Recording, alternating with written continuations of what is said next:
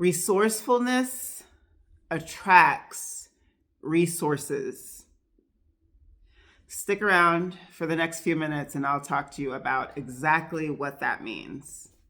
My name is Evelyn and I am a sociology professor at a 2-year college. I've taught at the college level for nearly 20 years.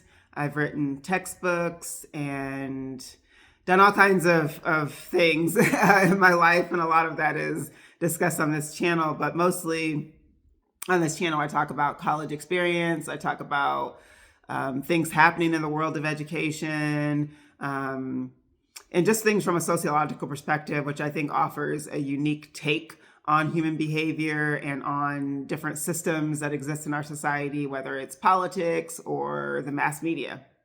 So if you're interested in that kind of content, I would love for you to subscribe. I also do reading sprints and productivity sprints pretty often because I have a lot of reading and work to do. And it motivates me to do that on video for an hour or two or longer. I have a 4-hour reading sprint video from last year on this channel. So if you all are interested in that, I would love for you to join me. In this video, I want to talk about resources and resourcefulness. And I do have a few notes here, so I'll try to move them up so I'm not looking down as much. But where I want to start is with the idea of abundance. And it's not an idea, it's a fact. It exists. Like abundance is a thing. The world is abundant. Like your town is abundant.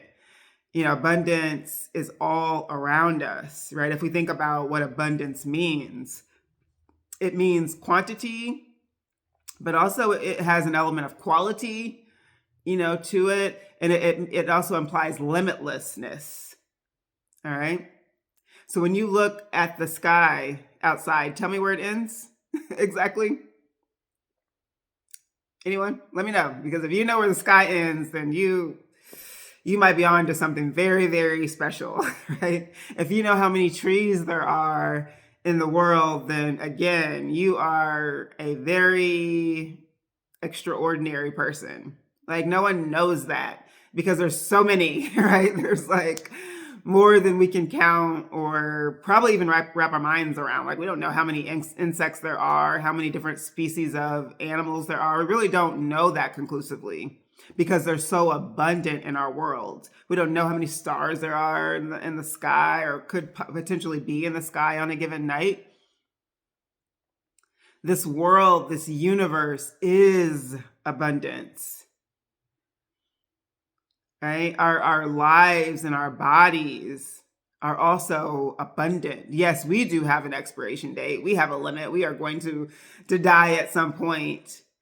But just think about the amount of breaths you take in a day, or how many different types of movements you execute in a day. Again, things that are very difficult to quantify because there's so many of them that happens all the time. Like every millisecond, different things are happening in our bodies. These are things that medical doctors and, all these folks that study these sorts of things have yet to understand. There are things that we'll never understand. I believe that.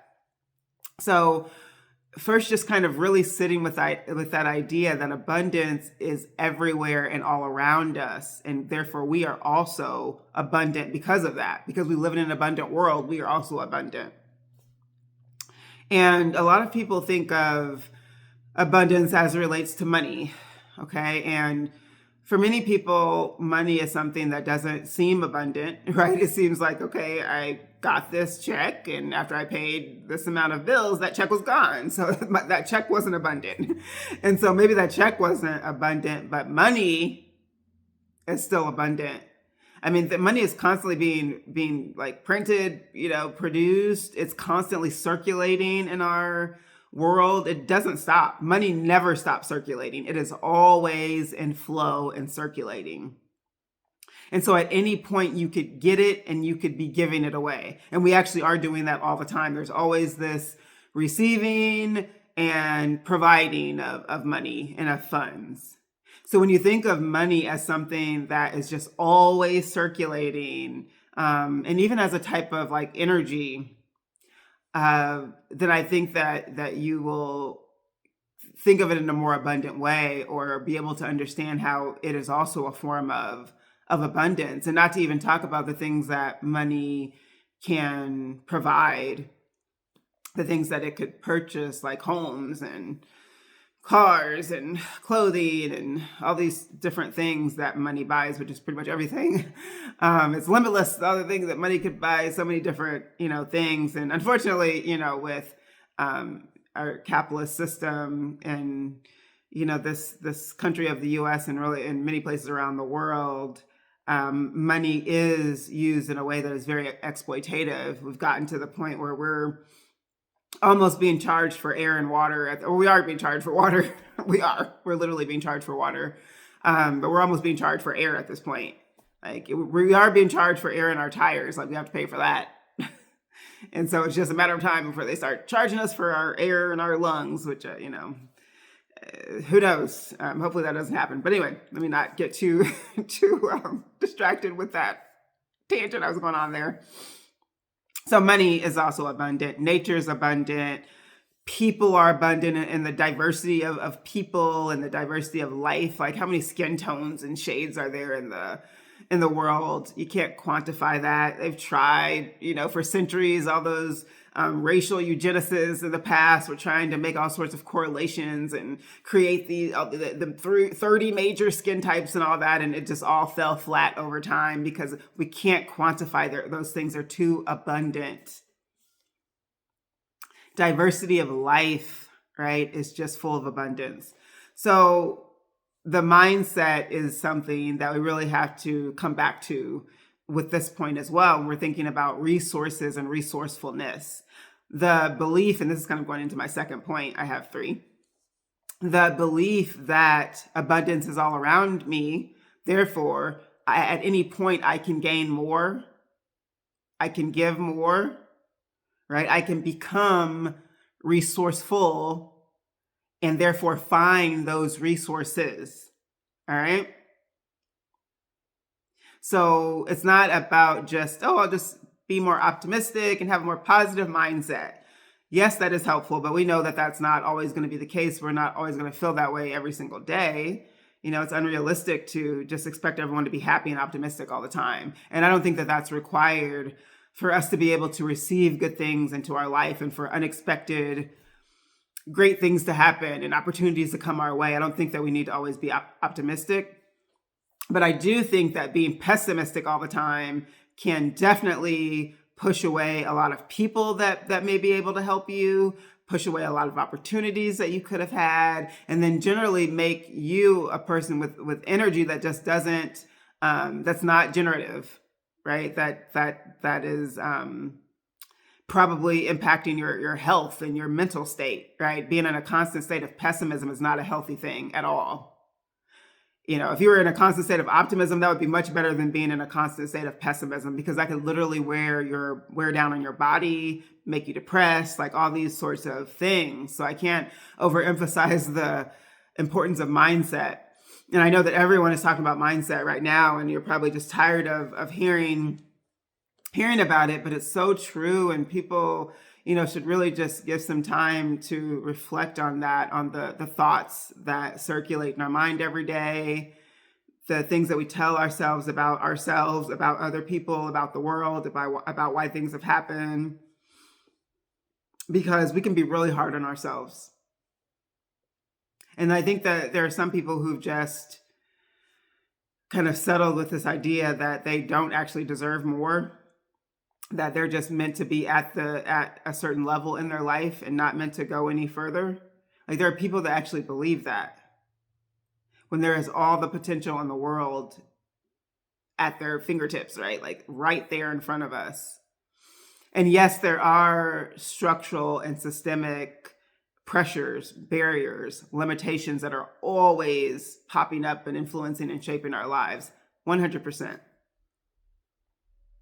But that doesn't mean that you can't figure out ways to work around, work through, those barriers and those limitations by educating yourself, by adopting different ways of thinking, alternative narratives, And these sorts of things are helpful for navigating structures and systems in society, connecting with more people like you because there are more people that think like you.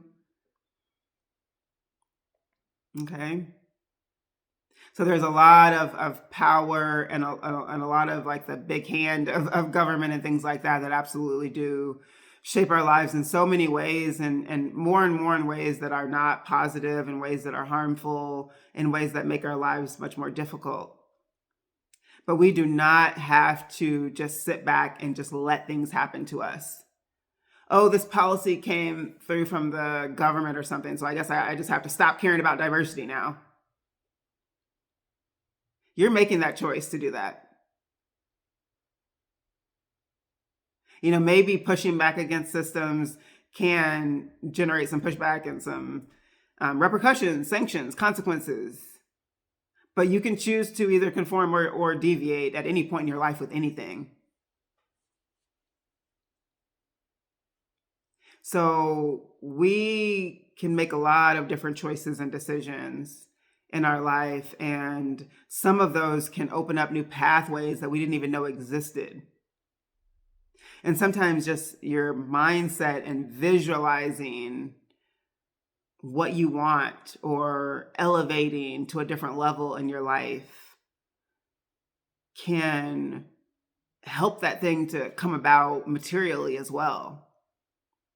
If you're a person that prays, praying about that thing constantly, tapping into the source, whatever that is for you. Maybe it's God, maybe it's the universe and, stars or something. I don't know, whatever it might be for you. But that's helpful in just showing us that there is more actually to these power structures and things like that. There's actually a greater power than that, right? That's more abundant than any of those power structures. So the mindset, right, is really, really important. Just believing that there is more and that you deserve more if that's what you want, and that there are ways that you can access more in the form of whatever resource that is: love, money, work,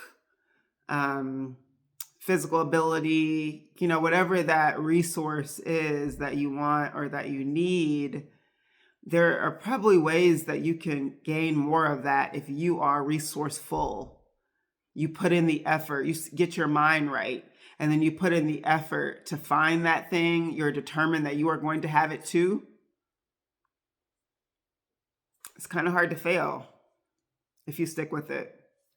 So the last thing, and maybe I've spoke to this in what I was previously saying a little bit, but seek it out. Seek out the resources.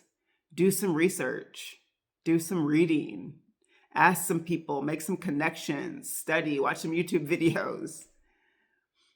You know what I'm saying? That'll expose you to new ideas, new opportunities, new paths, new resources, because that's what those things are. I have been on this earth for 43 years, so grateful to God for that.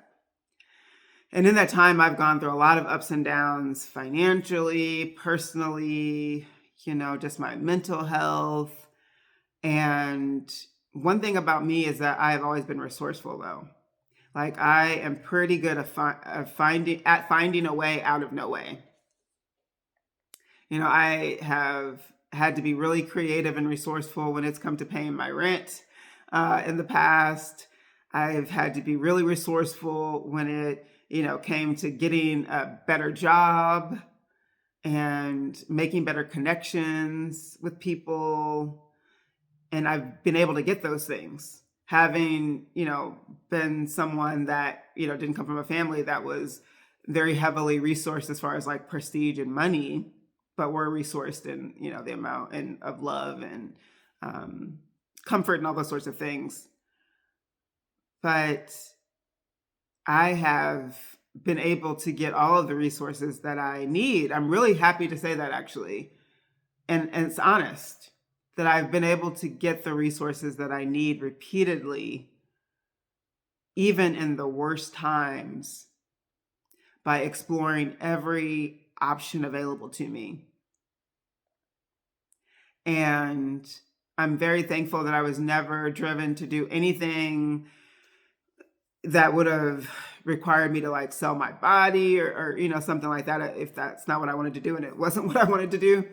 But I've never had to do something like that even to get the resources. They've just come about in different ways when I've prayed about it, visualized it, set my mind to the fact that I'm going to resolve this and I'm going to find the resources that I need. Then they've come to me in different forms, the form of people, the form of money, the form of different opportunities. And I just really am thankful to Allah, because I always find what I need when I need it. So I think that this is something that could work for you all too. Become resourceful, and you will start to see all of these different types of resources that exist in the world today. The options of the kinds of life that we can have and the paths that we can take are endless. And I know that we've been socialized to think that you choose a career and you stay with it until you retire and you get married and you buy your home, this like very cookie cutter binary box way of life. And that really confines not only people's actual literal lives, but even their mentality to think bigger and to think more broadly. Even if your social circumstances are confining, your mind is not confined, and the external world is not confined in the same ways. So I hope that this made sense. I definitely feel like there were some rambles and things going on, but I hope that that the plane landed okay, all right, for the most part. So leave me some comments. Let me know what you think. Again, be resourceful, and I think that you will see that there are more resources than you could have ever imagined, and you may also notice them coming to you faster, making themselves more apparent in your life faster. And I wish that for you all. So I will see you in my next video. Peace.